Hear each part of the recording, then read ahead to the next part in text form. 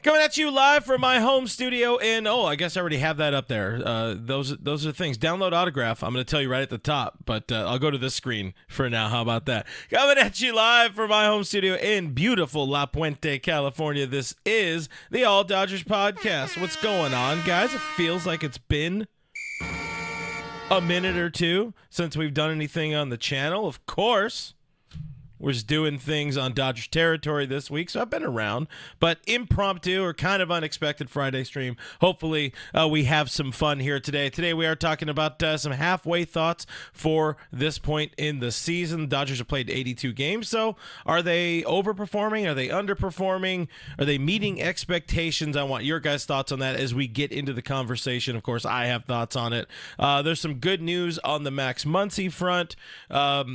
Also want to talk a little bit of Will Smith, and then we'll look at this Giant series, which is kind of almost a nothing burger, but maybe it isn't. You still got to beat bad teams, but we'll preview that later on in the show on another edition of All Dodgers Live. First, my name is Clint Macias. You see it. It's like right there.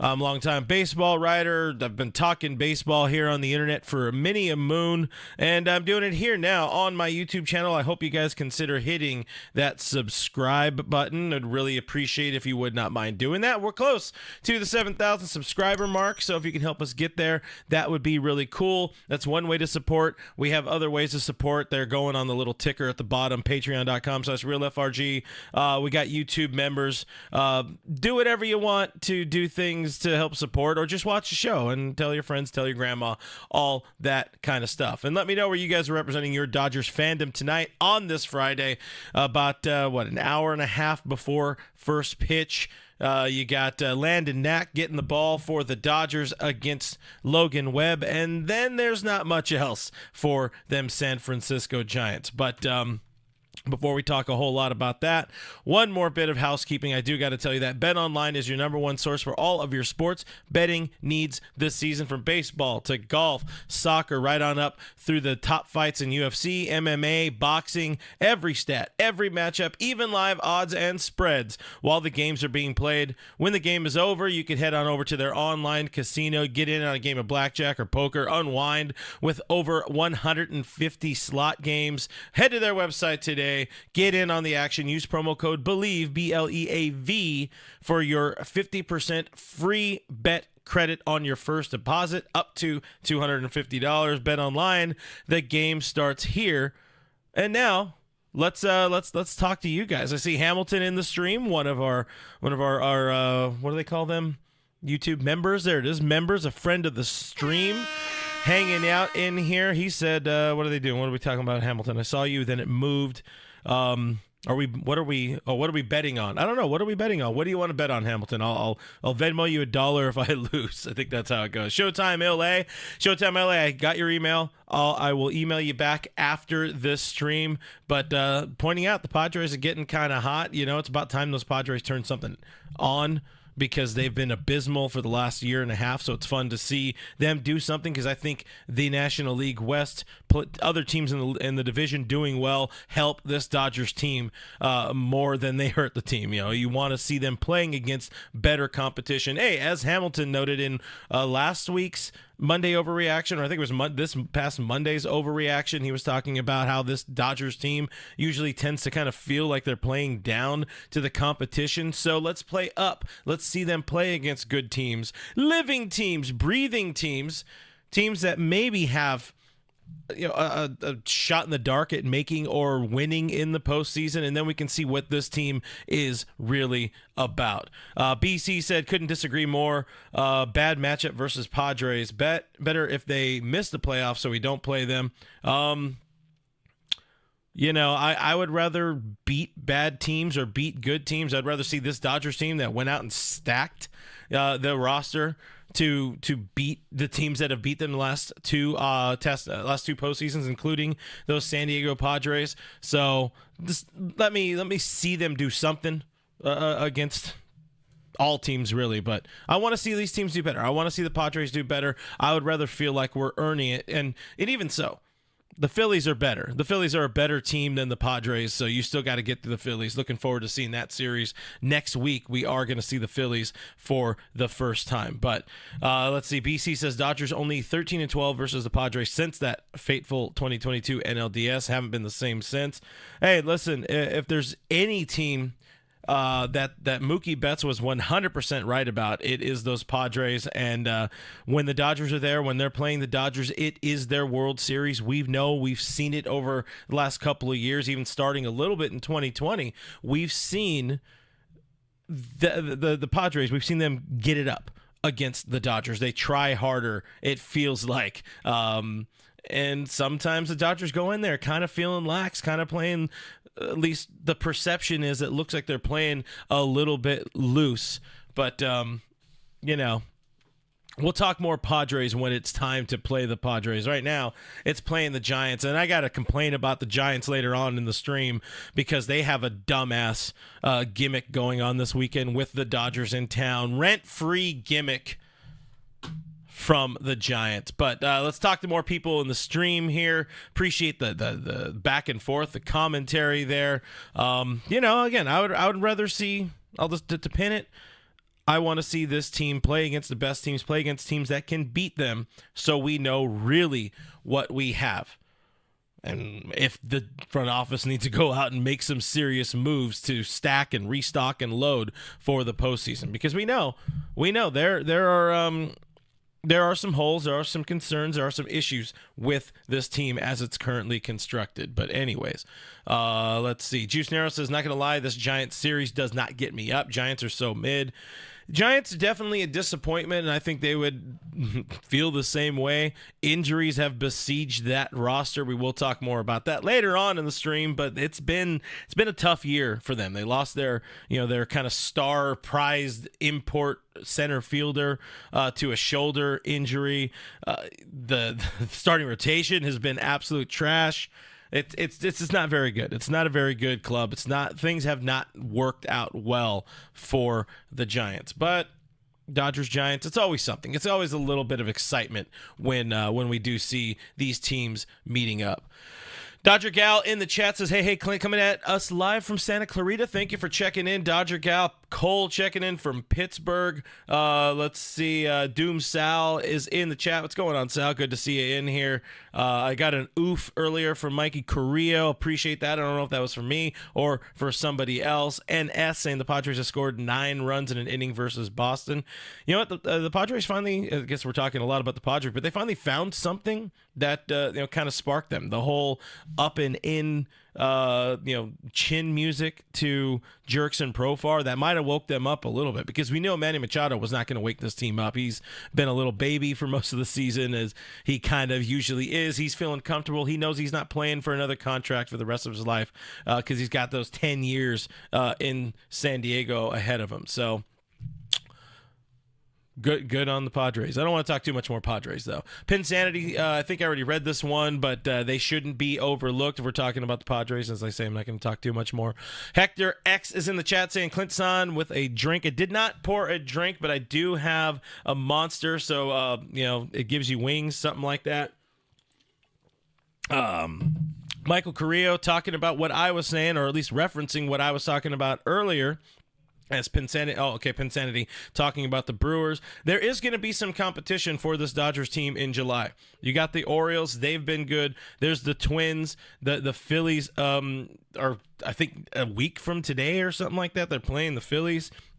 No, a week from today, they're playing the Brewers and then the Phillies. So there's some good opportunities there. I think there's some good chances to see what this team is about, what kind of moves the front office needs to make. So all that said, let's look at the lead of this video. I have it as the title. I have it as the thumbnail of the video.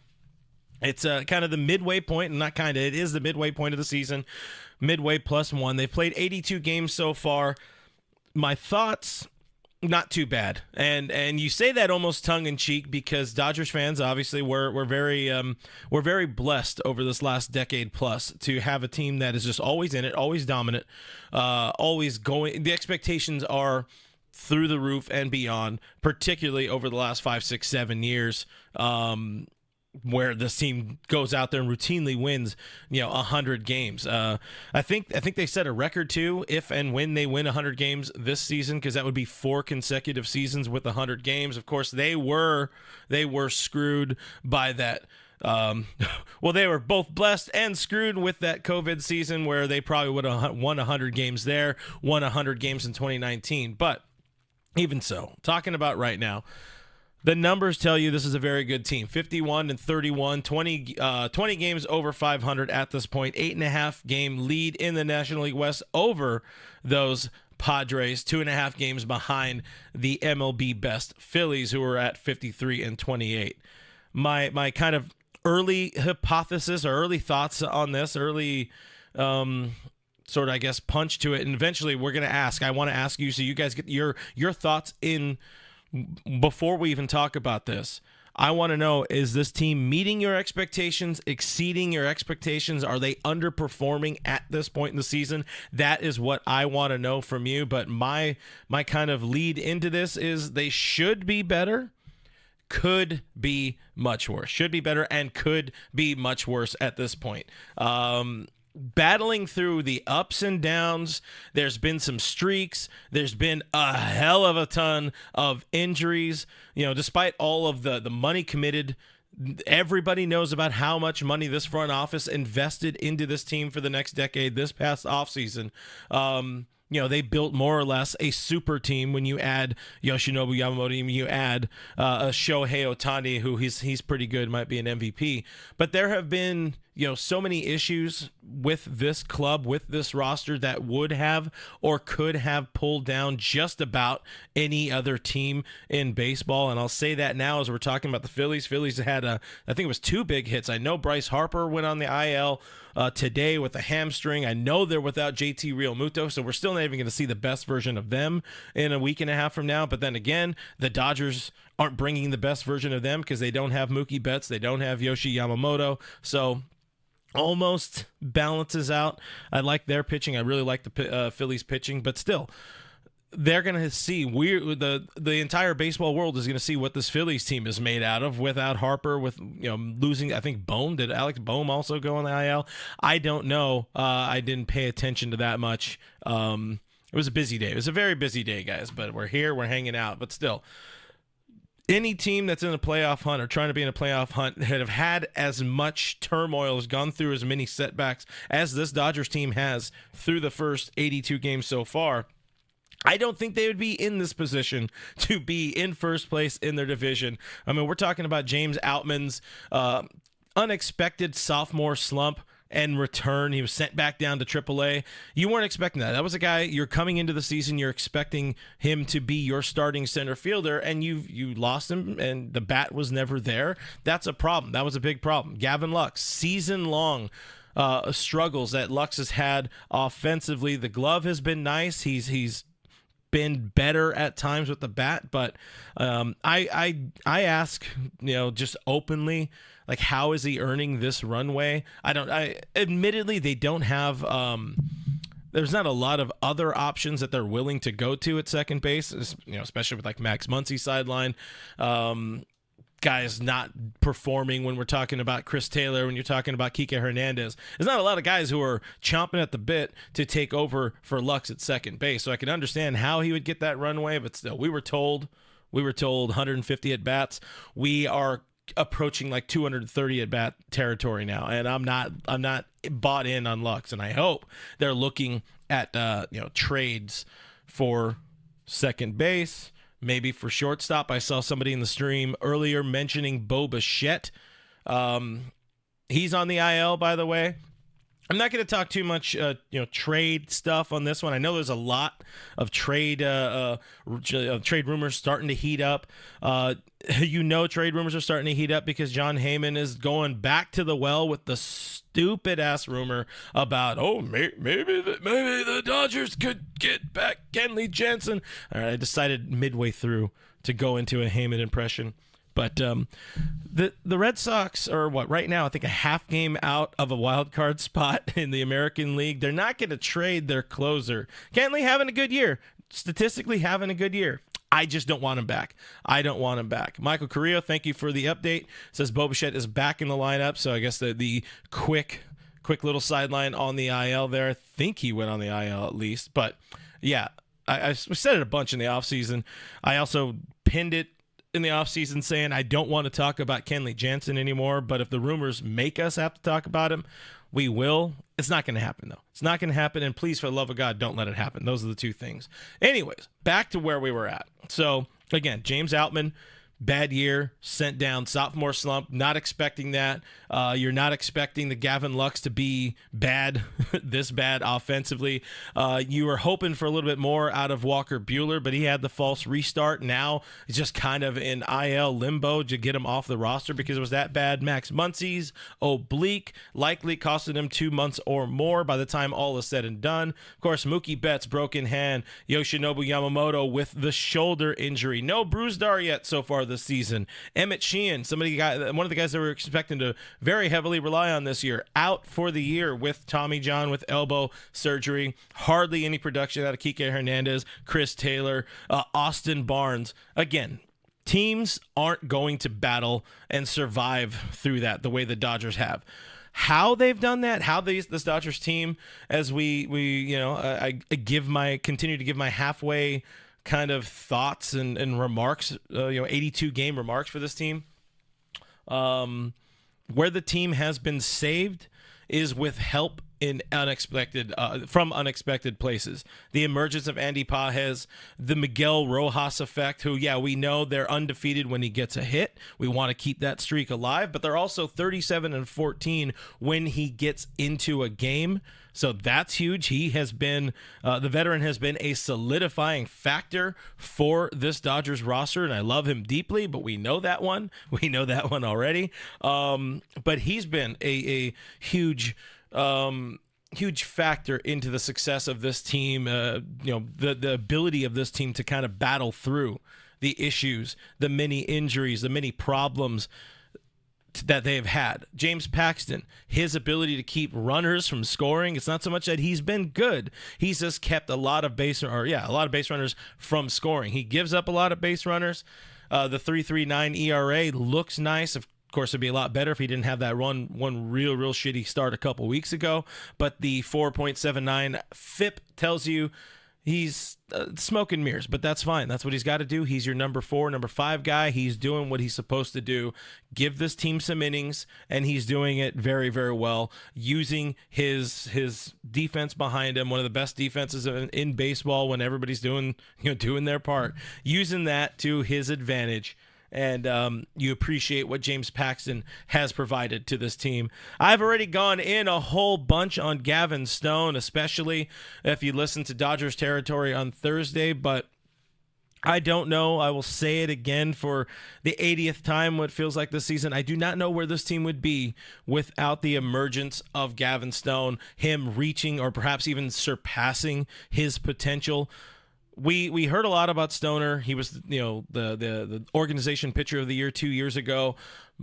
We all know it. He was rough. He was bad last year. The stuff he had was not going to work at the big league level. The stuff he was going out there and throwing. Plus, there were some mechanical things. There were some little injury, like nagging injuries, throwing him off his game. But still, being a change-up reliant pitcher wasn't going to work. His kind of him going to the lab, putting in the work, essentially reinventing himself in the offseason to become the guy he is. Like, this team would be so lost without Gavin Stone. And nobody at this point in season, halfway, 82 games, nobody would have had him leading this team right now in ERA and wins, which is hilarious. This guy is just keeps it going. Seeing love in the chat as well for Teoscar Hernandez.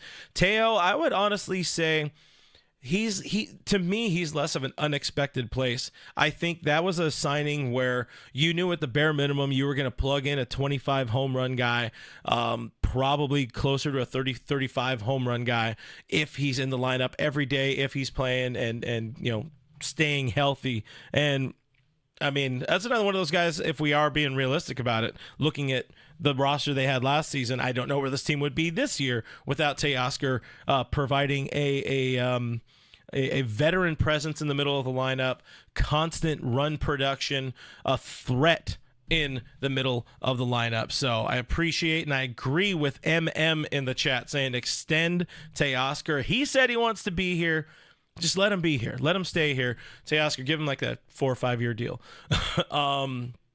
That said, if we're giving a shout out to him, you got to shout out tonight's starting pitcher, Landon Knack, who has, when he comes up, has done very, very well. He has performed well when being plugged into his spot starts throughout the season. That's another one of those guys where this team very much needed him. And now, even more so through Yamamoto's injuries. I see that the Johan Cole saying they're going to pitch Johan until his arm falls off. Hey. A hug goes a long way, apparently, because Yohan Ramirez and that patchwork bullpen, a little shout out to Michael Grove in there when he was healthy. Yeah, the ERA wasn't pretty, but when it comes to him, for the greater part, going out there and throwing up zeros, he gave up his runs in bunches. There was a 3 here, 10 games later, there was a 3 or a 5, if he can go out there and just give up the runs in one fell swoop, kind of like the way Blake Trinan did. All of his ERA is one pitch, that bad pitch, grand slam, where he probably should have just walked that batter. Or he should have been taken out of the game if Dave, was paying a little more attention. But Yohan Ramirez, Anthony Banda, another one of those scrap heap guys that's worked out for this team, the patchwork bullpen, that's one that has absolutely exceeded expectations for me at this point. Cole says the hug heard around the world. I'm telling you, man, if a Dave Roberts hug can do that to your career, that to your life and livelihood, I need the man here to give me a hug because your boy could use a hug right about now, Dave. Anyways. So we talk Bondo, we talk Ramirez. Got to mention Alex Vesia, the guy who was the whipping boy of many a podcast, many a media personality. Yours, this guy, yours truly included, are the words I'm looking for.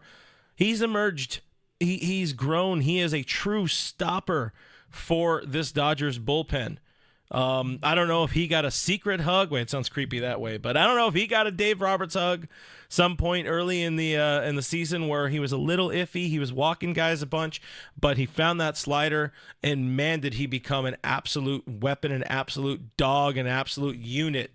Another guy, I don't know where they would be without Vesia and Blake Trinan. Already kind of mentioned him, but returning after a nearly 2-year hiatus and being arguably better than ever, you don't bank on that. As much as we know this team kind of is willing to bank on, how does Dave say it?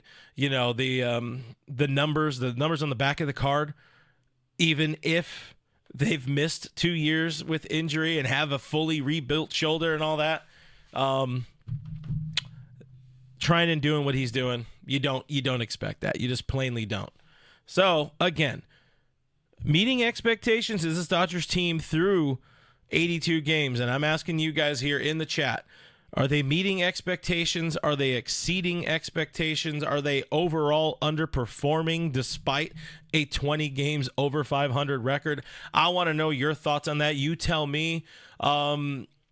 Personally, I'd take a full step. I wouldn't dip my toe into. I would take a full step into the direction of they're exceeding, but not leaving us without serious question marks for a postseason team, for a postseason roster, for a postseason run. That's kind of my feeling on it. You guys, again, sound off in the comments. I'm interested in knowing what you guys think about it.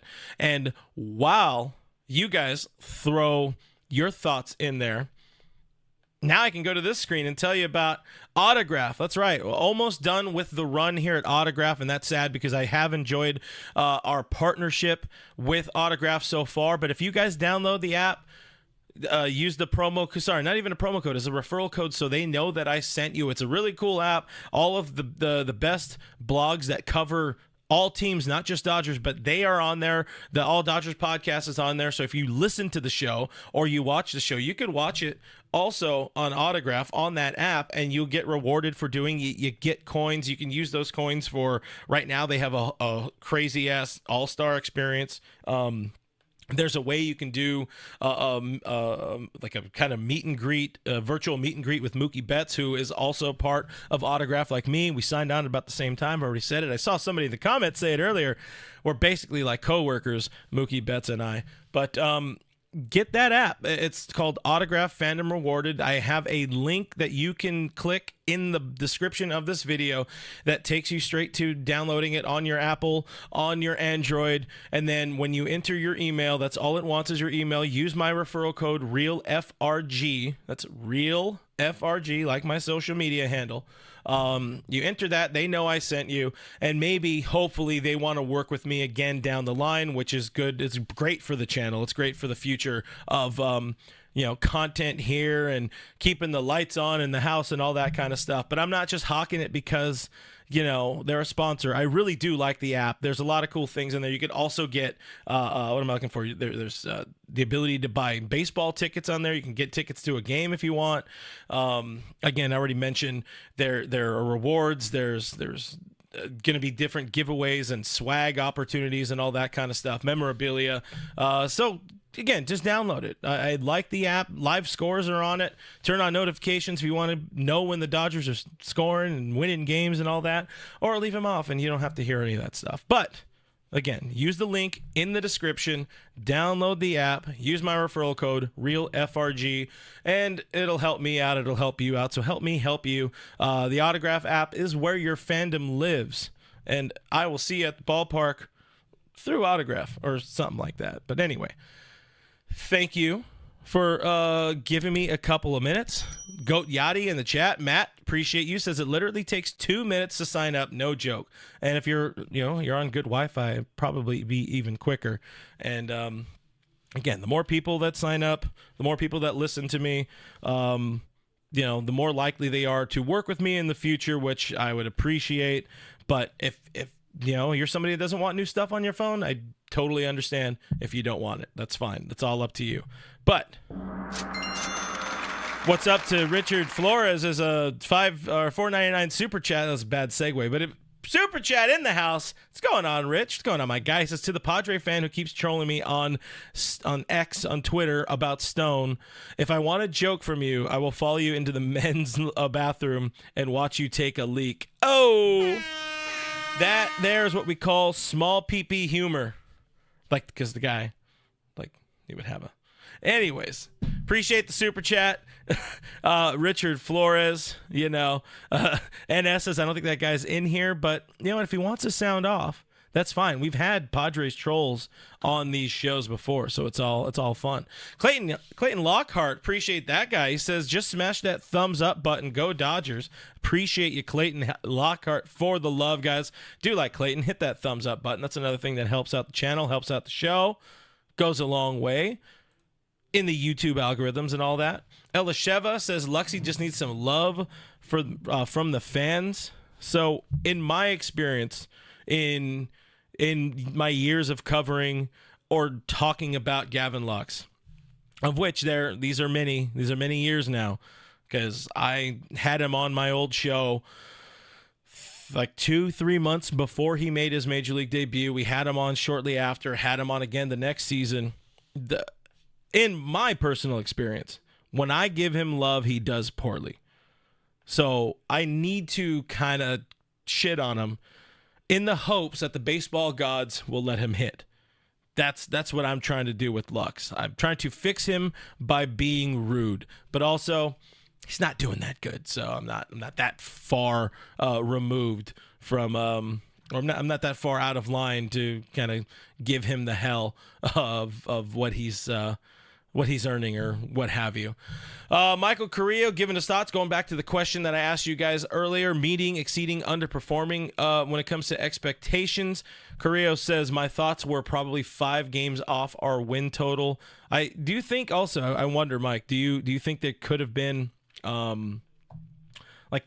has this team left some wins out there? I mean, I would guesstimate maybe 2-3 wins max. I don't think we've seen as many left on wins, managerial decision losses, more so leaving guys in or putting guys in the wrong spot. If anything, I applaud Dave Roberts. give him some love, give him his flowers for pulling some of the right strings at the right times when it comes to getting some guys in the lineup. Chris Taylor starting to figure it out. Jason Hayward, when he has come into the game as a pinch hitter, it's been in the right times, the right situations, the right opportunities, and he has delivered exceptionally well. Some of the relievers too, like knowing when to hug Yohan Ramirez, giving the love or giving the trust to Anthony Banda. I don't know if it's more out of necessity and this is the guys they have, or if it's just him knowing the right spots, knowing the right lanes. A couple days ago, earlier this week, where we saw Evan Phillips into the game in the eighth inning instead of the ninth, because that was the better run of hitters for him to face. The heart of the White Sox lineup. I like that move. Yeah, it costs Evan Phillips one save, but I like that move. I think that's a very, very good move. So Mike says 5 wins off. That could be fair. I think if we had a very, very fully healthy team, maybe 8. I don't know. Cole says the same thing. 5 betters. 5. Oh, I guess not the same thing, but talking about pacing. Cole says 5 games better than last year, so exceeding expectations. Last year's team, I would argue, exceeded expectations more than this team, just because they let so many bodies walk. It was not a team that was expected to win much beyond 80 games, or not, sorry, like 90 games, something like that. You let Cody Bellinger walk, Trey Turner leaving, all of that, the injury to Gavin Lux in spring training. I think that was a very much exceeding expectations to see that team win 100 games. Yeah, they're still, very good. Also, like some of the National League teams they play are pretty bad, but this team went out and signed, like I said earlier, Shohei. They make the trade for Glasnow. You also bring in Yoshi Yamamoto. Like, they put in the work. They put in the time to be like leaps and bounds better on paper than last year's team. Not to discount what you're saying, because what you're saying is accurate statistically. They are 5 games better than they were last year, and that was a team that was outperforming. So I would say, either way, we're in agreement, because, I said exceeding, you're saying exceeding, so we're in agreement here. I don't know why I'm arguing with you. I guess for the sake of making it, I'm Stephen A. Smith, and I'm arguing against a different version of myself as Stephen A. Smith right now. So, I don't know. That's all I got. That Ninja Dan, you know what? I appreciate this. He says, bring back Darren Dreifert. And I was always a big DD guy. I loved me some number 37, now Teoscar Hernandez. But I loved Darren Dreifert. Too bad his body just did not work. It was broken. It was terrible. It was bad. It was a problem. But speaking of kind of later Dreifert era, I don't know if you guys saw this. It was confirmed today in a press release from the Dodgers, but a cool measuring olive branch, I guess, a cool thing the Dodgers are doing. July 3rd, they're welcoming back all-time, well, not all-time, but current still Eric Gagne is coming back.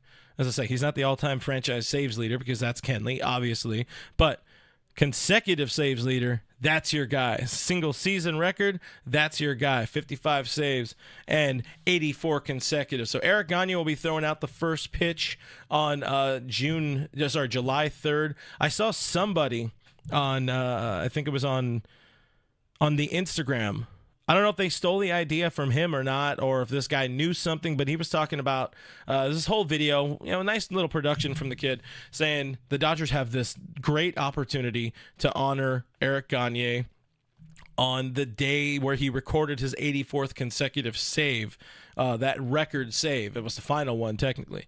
So, I don't know if the team saw it and they're like, that's a great idea. Let's call Eric. He's always around. He loves being, still remembered in this organization. So that's cool. I really like them. I love this team, honoring the past, because more and more of the past Dodgers, they're falling. They're dropping. We're losing that that olive branch, whatever, that tether, that rope, that feeler to the past. We're losing the past of the organization. So keeping guys like Eric Gagne around, despite his, Mitchell Report inclusion, keeping guys like Matt Kemp around in some capacity, Andre Ethier, Nomar Garcia-Parra, who's always around, of course, because he's part of the broadcast team. But keeping those guys around, I think that's pretty dang important. Hey, Diane made it to the chat. Let's go. What's going on, Diane? Good to see you in here. Hopefully dinner was well. Elisheva, I'm a little bit back here saying, looking at Luxie's trends, he does deserve some love, batting over 300 over his past 7 games. It's not, all right, well, I'll give him a flower. I'm not giving him some flowers. I'm just giving him one flower, but I need to see his swing to me, as I get off on a Lux tangent here, his swing to me looks like he's swinging a bat that's double the weight that he should be. It's a long swing. It's a painful looking swing. His head and neck are always flying. The helmet is popping off on every swing. That tells me you're not down on the ball. You're not staying on the baseball. You're kind of just hoping that you threw this heavy ass bat head. You're hoping that you threw it to the right spot and it happens to connect with the ball. Earlier in the season, yeah, he's getting closer. His legs are probably getting better. They're getting a little more under him. He had mentioned earlier in the season kind of feeling a little stiff on that front side, which is the side that had the knee injury.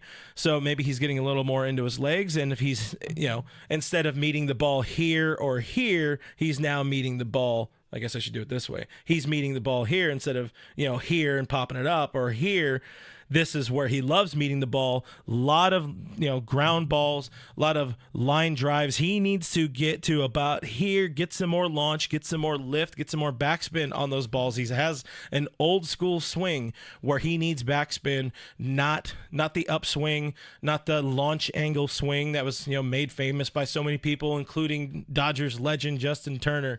But overall, I want to see a tamer, simpler swing from Gavin Lux. He doesn't need to be a power, he doesn't need to produce power at the bottom lineup. I just need to see this dude, if he's hitting 300 over his past 7 games, he needs to do it more. He needs to keep that line rolling. He needs to carry that into the month of July, and hopefully by the time we hit, All-Star break, if he's somewhere that average is somewhere around like 240, 245, 250, then I'm feeling better. But right now, I'm still worried. I'm still concerned. I think the swing is just it's concerning. It's a concerning swing for me because it's so long, it's violent, and we've seen this is a kid who's had neck injuries a couple seasons in a row in the past. I don't know if it's from the swing, but again, we just need to get that, just change that contact point. Going from here to here, get it here.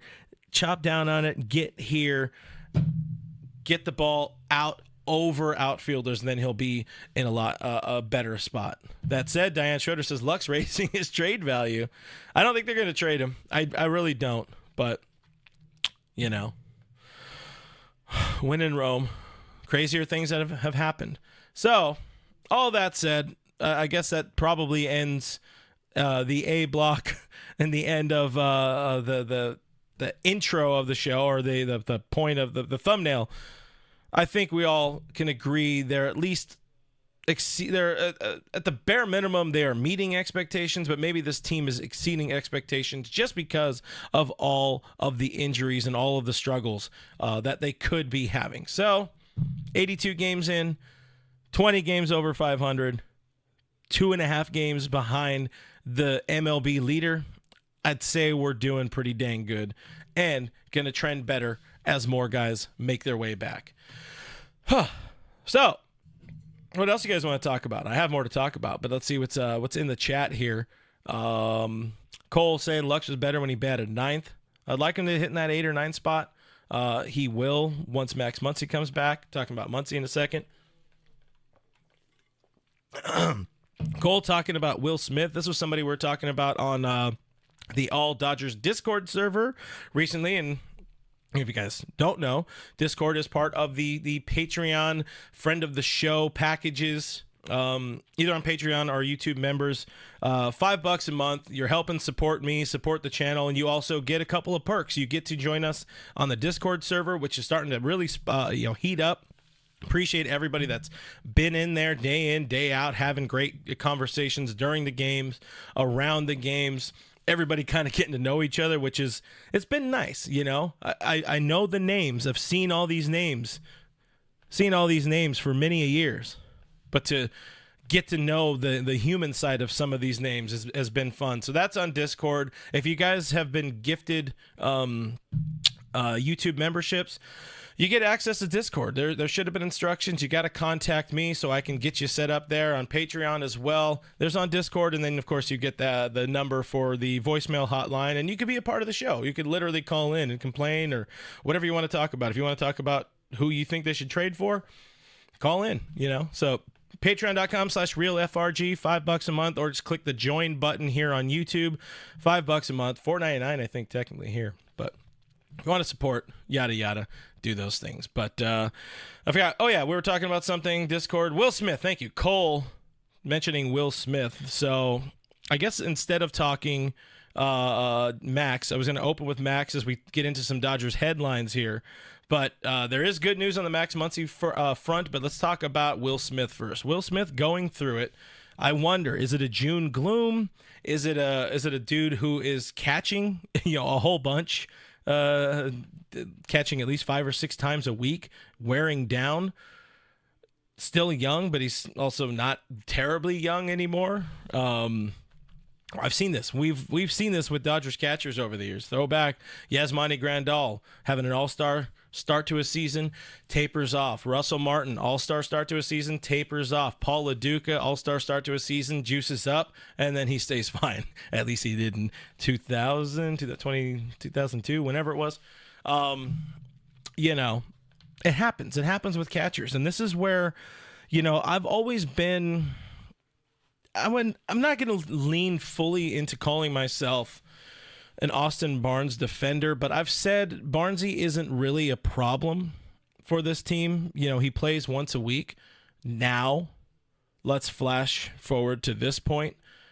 Let me talk to past Real FRG in the offseason talking about how Austin Barnes isn't a problem. He's a problem because he is so unplayable in the bat with the bat that he makes Will Smith need to be in there just about every single day to maximize the offense, and that's a problem. You wonder, well, what would somebody like Hunter Fiducia, who has been the starting catcher at AAA for most of the season, now going to be splitting time with Diego Cartaya, who was called up to AAA, a more hitter-friendly league.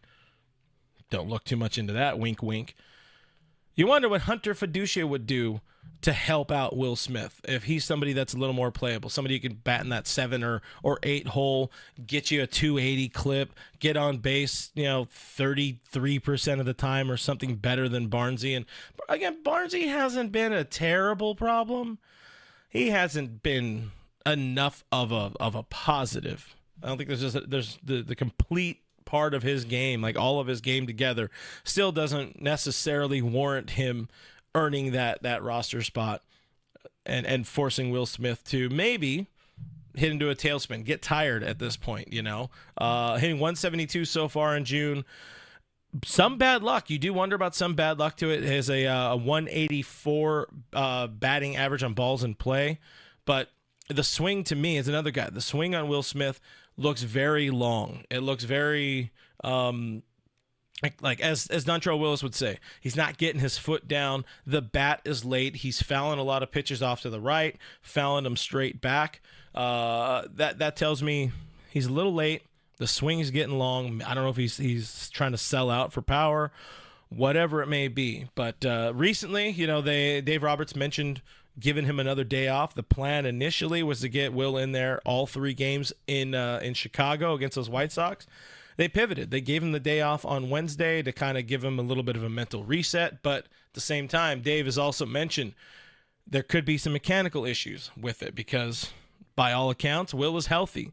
They say he's not tired. They say that. No catcher, no 29-year-old catcher who just, inked a 10-year contract extension, the largest extension in franchise history. He's not going to be like, hey, I'm tired. Can I get a day off? It's plainly not going to happen. I mean, I would. God damn, would I take a day off right now? But it's neither here nor there. So it's mechanical, and it might just be a little bit of tired and a little bit of this plus that equals 172 in June. Hopefully they do find a way to get him a few more days off, and if it's Austin in there more, not the best, but you roll with the punches. As long as Miguel Rojas is in there and getting one base knock, they'll be fine. Apparently they win those games. They win more often than not when Miggy Rowe's in the lineup, so just always make sure he's in the lineup, and then you can have Austin in the lineup. But joking or whatever aside there, I'm not worried about Will yet, is the point I'm getting to. I'm not worried about Will just yet. One guy we're happy about, to get back to the Max Muncy stuff. Max Muncy, good news out of Oracle Park today, because Muntz is taking some swings. He is hitting a baseball with a bat and rotating his torso around that injured oblique, and that's the way you explain it. But took some tee, took some swings off the tee, also took some flips. So next, you see how he comes out of that. Is he healthy? Is he feeling okay? Is he feeling soreness? Because if they're feeling soreness, then it's you take a couple steps back. But if he does this, he feels fine tomorrow. Maybe do a little bit of some core work or whatever. #core. You just keep progressing. So right now, you hope for no setbacks. You're still about a month away from Max Muncy coming back. As Diane says, Muncy, please, better be careful, because we know how we've talked about it a bunch on Dodgers territory, myself and Alana Rizzo. Those oblique injuries, those soft tissue things, like what Bryce Harper is dealing with the hamstring, those things, they can linger, and they could also be re-aggravated so easily. And if you re-aggravate this injury doing this, or 2 days from now, if he's swinging again, taking some flips, taking maybe even live BP, which it'll take him a little bit before he's doing live BP, but you get to that point and it re-aggravates, it pops on him again, you can almost guarantee you're not going to have him for another month or two again. So tread cautiously, tread lightly, hope for the best. Still about a month away. Maybe less of huge strides are taken over the next week to 10 days, but don't push it. Clearly, there's no need to push it. But good news. It's nice to know that Max Muncy is he's doing added baseball activity, because it has been a hot minute. Steven Richter hanging out in the chat. Appreciate you, Steven. Says Muncy back after the All-Star game. That's kind of what I was targeting. That's still kind of a best case scenario. Bare minimum, he's on the 60-day injured list now, so I think that's like July 16th is the earliest he can be activated. But Kenny saying if Muncy re-aggravates that oblique, he's done for the season. That's also kind of in the realm of possibility, especially if it's like a week and a half, 10 days from now, 2 weeks from now, where they're nearing that point where he's going to go out on a rehab assignment. Something happens. That's it. That's all she wrote. And, if that's going to happen, better happen sooner rather than later, because they would need to be active on the third base trade market. By the way, if you guys want to know which third baseman we think they can pick up, myself and producer Kevin dropped a video last weekend about third baseman. Check it out. I think it was pretty good conversation, save for the part where we brought up Alex Bregman, which still was good conversation. But check that video out. I'll try to remember to put one of those little chingas here where it pops up on YouTube for you. But Muncy needs to be healthy, or they're going to need to find a third baseman, because there are no internal options for this team. Kevin Biggio, out. I am out on Biggio. BC says DFA Biggio if you won't DFA Taylor. Please. I'm sure Kevin Biggio is a nice guy. He's just not a Dodger. It doesn't need to be here. That's my thought on it. So let's look ahead to this Giants series, where first pitch is in, again, about 45 minutes at this point. I will say once again, beat bad teams. The Giants are going through it. They've had some struggles. They've had some injury woes. What are they in 4th place in the NL West right now? Beat bad teams. Also, as an added bonus, I don't know why teams love doing this stupid, almost bulletin board material stuff. But as the Dodgers are here in San Francisco this weekend, the Giants decided to run a pair of very, very stupid, very boneheaded, very rent-free giveaways. And I believe these are real. I should have probably confirmed that they're real, but by all accounts, they're real. I'm going to throw them up on the screen. They have tomorrow, they have a Beat LA Aloha themed shirt, which is pathetic. And then on Sunday, I'll big it for everybody there, throw it in the middle. They're giving away Mickey Mouse Ears hat. Now, again, presuming these are real, that's so dumb. That's so sad. That's really just, come on.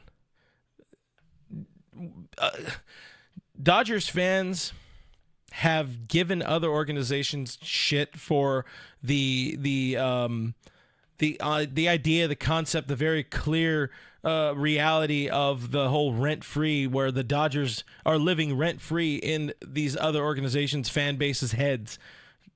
This is not a good answer to it. This is as bad as the Padres putting up that stupid crying Kershaw meme that they did last year.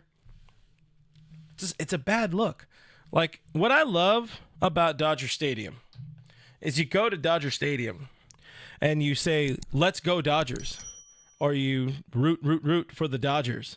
You don't say, screw that other team. Oh, I don't like the other team. Beat them. No, you make it about your team. But you go to San Francisco, it's beat LA. You go to San Diego, it's beat LA. If fans went to Colorado, I'm sure they would have a beat LA. They tried to do it at Arizona at Chase Field as well. The whole stupid beat LA. Just do better. Do better. Roy Estrada said, let's face it, instead of Cancun Giants, they go to Hawaii. It's cheaper. They're saving up money right there. But very dumb. Diane Schroeder says, stupid people in charge of Giants giveaways. Well said. I agree. Francisco saying it is childish. It is. It's not. I mean, imagine being a Giants fan and going around, and we've seen it. They get clowned on in forums, on social media, all this kind of shit. They get clowned on with when they make like jerseys. It's like F the Dodgers or something like that. They will wear another team's jersey and have something against that team, something against our team, really, something against the Dodgers. I'm not explaining this well, but anyways, stupid as hell. Cole says D-Mac loves those shirts. Someone snag him one. So the secret with my guy Doug McCain is if you see him in that Amazon or Walmart button up, Dodgers button up, that means it's laundry day, and he's exhausted all of his 3/4 zips and polos. So there's a behind the Doug for everybody. That's always one of my favorite things to mess with him about. But it's dumb as hell. Very dumb. Cole says they want to cash in on the Ohtani mania. I think I missed what we were talking about right there. Francisco, there's also fans out there that celebrate other or our players' injuries. Very dumb, very pathetic. But Giants look foolish, and they're bad at baseball, so I guess it's a win-win. We'll go in, take 2 or 3, sweep them, and then we'll feel fine because we're going to the postseason. They're probably not. But let's look at some probables for this series. As I've already said earlier in the show, Landon Knack, he faces Logan Webb, and that's basically their only pitcher. It's their only living, breathing pitcher because tomorrow Tyler Glasnow goes against who's that? TBD. And then on Sunday, James Paxton goes against, making back-to-back starts. It's TBD. So how about this? San Francisco Giants, maybe figure out your fucking starting rotation before coming up with this dumbass merch, these dumbass giveaways. How about that? Maybe then you won't be a laughing stock. Maybe then you won't look foolish here on the internet. Save that for me. I'm here to look foolish on the internet. Dumbasses. Are we done? Are we good? We feeling happy? Let's make some predictions and let's get the hell out of here. I already guess I said it there. You know what? I think this is the Giants find a way to win one. Might be tonight. It might be this Logan Webb game. He's their only starter. But I think at the bare minimum, the Dodgers leave San Francisco with 2 wins. And then it's on to Arizona, facing another team that's really struggled. Things just didn't work out. It hasn't been as much injuries for them. It's just all of their signings, a lot of their players very much regressed. So sucks to suck, I guess. But drop those predictions. Drop your shot calling. I see Cole saying Freddie with the triple tonight. I appreciate a little Freddie love in the chat, by the way, because Freddie has been on fire this month. And shout out to me. Freddie was my called shot. What was it, guys? I think it was in game 2. We do our called shots on the Discord chat every day, just about every day. We got a few. Apparently, all of us can predict the future. I think at this point, we really should be playing the lottery in the Discord. But I got Freddie. We got a couple. I think Jenny, who recently joined us, she got an Ohtani in there. So Diane says Ohtani going yard. I hope you put that in Discord as well. We'll do that very, very soon as well. If we're doing a called shot, just because of my whole rambling about Will Smith, Smitty's going off. He's got a tater here. He does, if I'm not mistaken, I think he does hit well at Oracle Park.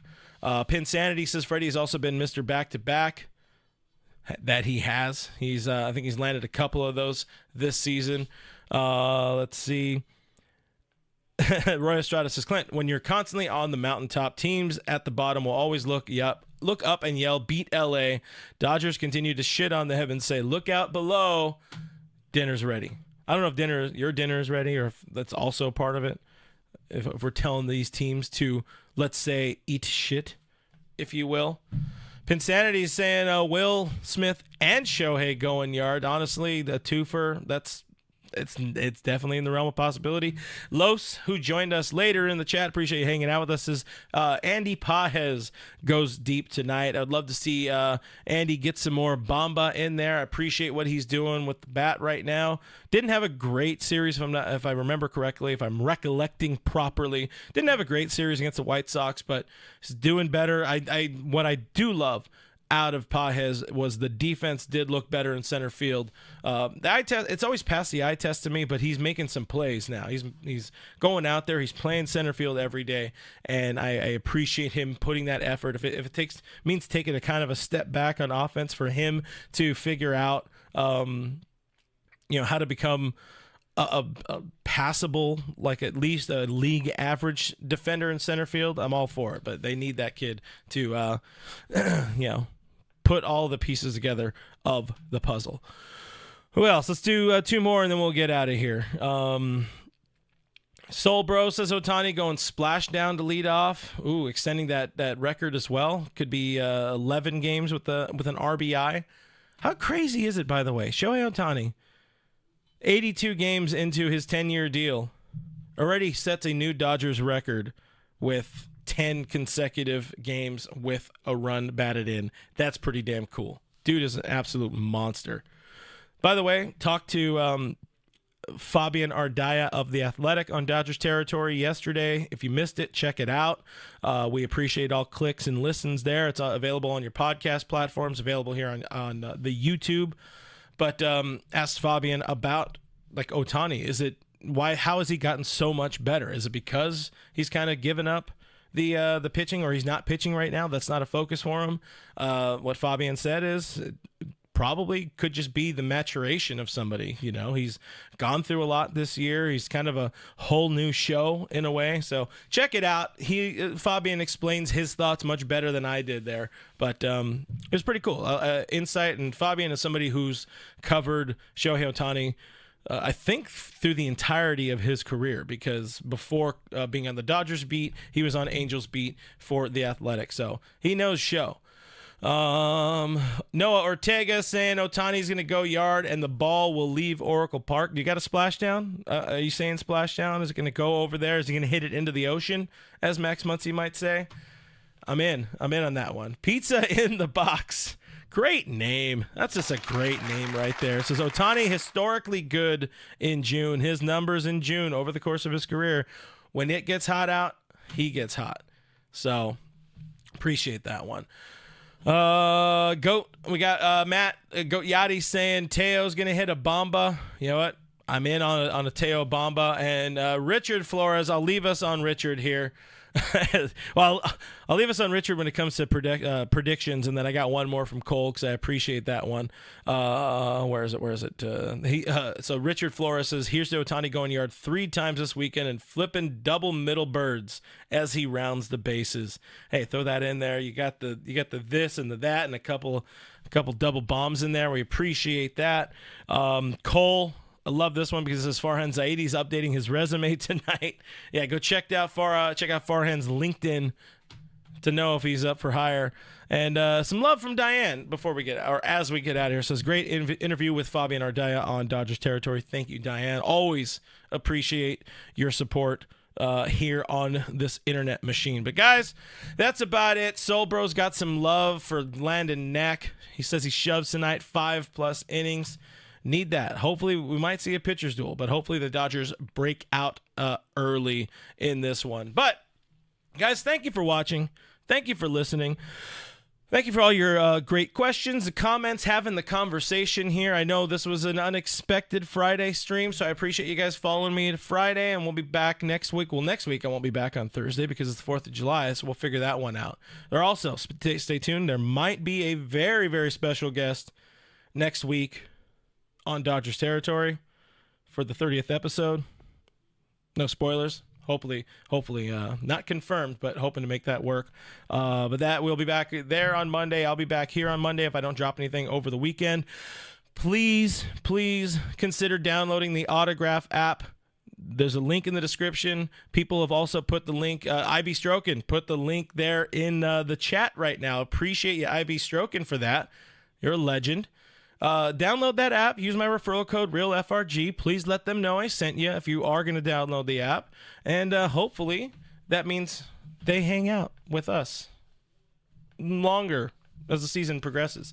I also got to say thank you for the super chats. If you want to join the conversation further, you guys want to keep talking, we have the Discord. That's part of your YouTube members. It's part of the Patreon. So those links are also in the description. Or just click that join button under me if you're here watching live on YouTube.